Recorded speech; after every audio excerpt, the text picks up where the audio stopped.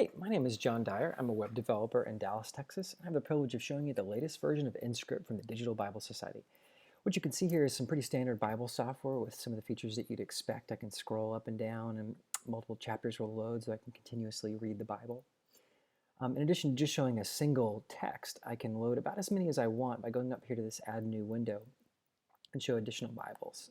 And I'll move to one that's in Spanish, put them side by side with the English, and now as I scroll up and down, the two texts scroll together. And when I highlight a particular chapter or particular verse or even word, it'll highlight across the different versions, showing me how they map together. If I load, say, a third version here, I'll load the original Greek text using the new SBL text. These all match up together, and I can see the words like testimony or witness as it appears in the original text and how it's translated there into Spanish and into English. There's all the other features too, like cross-references that you'd expect, and you can see the verses there and notes if a text has it. So here's a note here in the New American Standard Version. And I can move throughout these. I can navigate text by looking at the list of the names in whichever language I'm using, or even a shorter version here, which makes it a little bit simpler to navigate around. So if I want to move to Romans 3, or if I want to move back into the Gospels, this is all pretty simple navigation. And all the texts again match up. There's information available about each text by clicking the little I button, so I can see where this came from and also see where this one came from. I can close these and continue to look. As I look throughout the text, there's also additional things from the notes. There's also some images there and some maps. As I move along throughout these texts, I can see different ones embedded in different portions. I can see those same things by opening up a new window for media here, which will show me all of the available pictures throughout the whole chapter. And as I move down to a new chapter, new media will load. So I can look at the maps, I'll look at pictures associated with the various passages. So here's the wedding at Cana. I can move along. There's not just images and maps. There's also, if I move over to Luke, there's also some video available in some of these where I can load up the Jesus film. Now, this version of the Jesus film is loading remotely from the Jesus film servers. They've given us API access. I'm writing to you, dear Theophilus, and if I launch it out of a particular version, it will load in that with the audio of that language. Now, if you don't like all of this media stuff, I'm going to close this window. You also have some customization options here in the style window. So one of those things is to make the font a little bit bigger or a little bit smaller, to change the typeface that you like. Also, if you prefer not reading something that's so high contrast as black and white, you can change to sepia or change to a fully low light look so everything becomes black and a little bit darker and easier to read in low light. And you can also turn off a lot of things that you see in the text. So if you want to turn off the media, you can do that, or turn off the notes. You can even, if you'd like to, move over here to John 2. You can turn off the red letters if you'd like to, and turn off the headings, and even the chapter and verse numbers that were drawn up in the 1550s. You can take that off and just be able to read the text a little bit closer to how it would have been originally written. I'm going to turn these all back on and also show you that you can change the whole interface to be a particular language here. So since I've got Spanish up, I'm going to change the interface to Spanish, but it can also be languages like Arabic, or any of those will fit in here. There's about 70 languages we can choose from depending on where we're distributing this.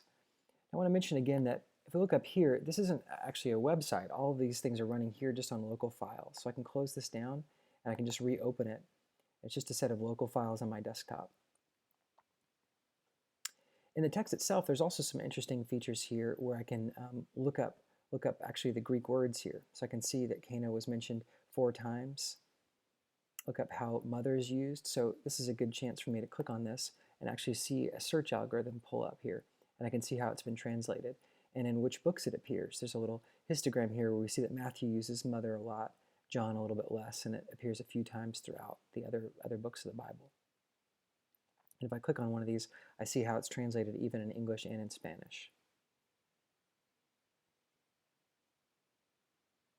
Here's all the mentions throughout the New Testament.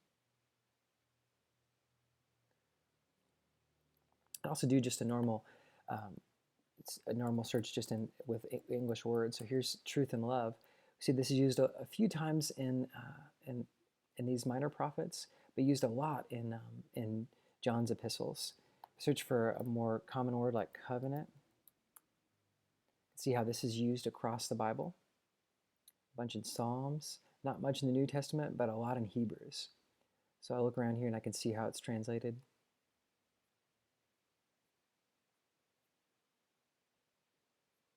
All throughout the whole Bible.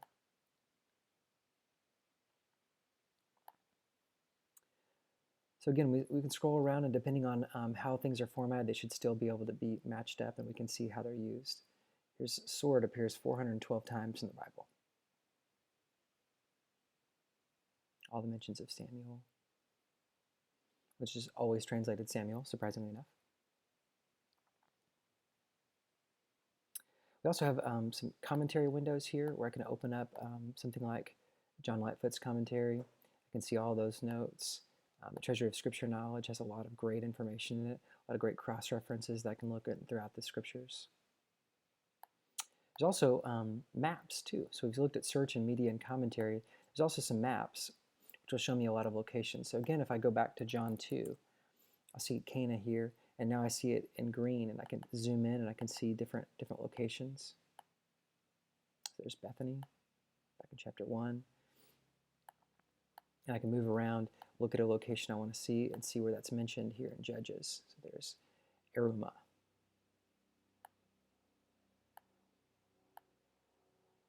There's also some features to show things in languages that might be missing something. So in English, there's no second person plural. So I'm going to turn on a highlighter to show me that.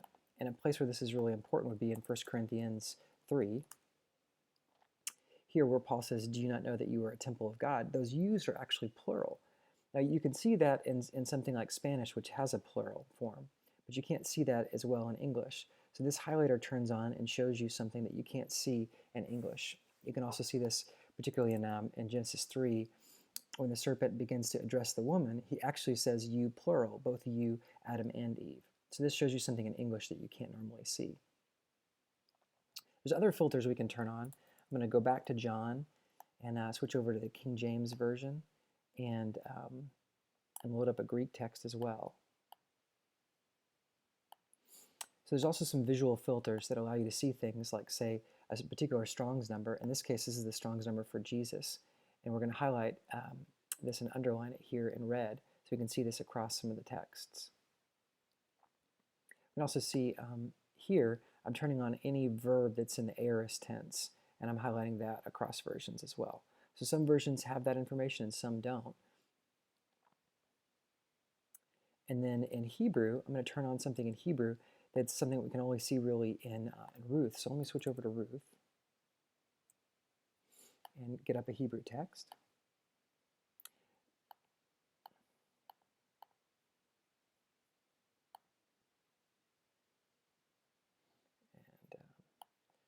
And move back into Ruth, sorry about that. And here, what I'm doing is I'm highlighting all the proper names. So we know in the story of Ruth, there's a lot of names of places and people. And so if I highlight this in green, or I can change this to something else like, say, magenta, this just shows me all the names. So if I'm trying to work on my Hebrew reading, I can turn these on and I can always click on it and see what proper name this is. This is Moab. And again, click on this and see where all that's mentioned and how it's translated, which doesn't help me a whole lot in Hebrew. But if I were to do the same thing over in English or Hebrew text, I can see Naomi and where that's mentioned. Let's see that again. So these different highlighting features allow you to see some things that you normally would only be able to see, in really high-powered, expensive Bible software. But again, all this is running on my desktop. And not only does this work here on a big desktop computer where I can go full screen, it will also work on a smaller screen if I just make this a lot smaller. Come all the way down here, the interface will change and be appropriate for a phone. So this same thing still works on a phone. So does this, and so do all the customization features. But if you pull it back out, you'll be able to see everything just as you'd like on a desktop and begin doing your study work. So I hope you've enjoyed this demo of inScript from the Digital Bible Society. You can find more about it at inScript.org. Thanks very much.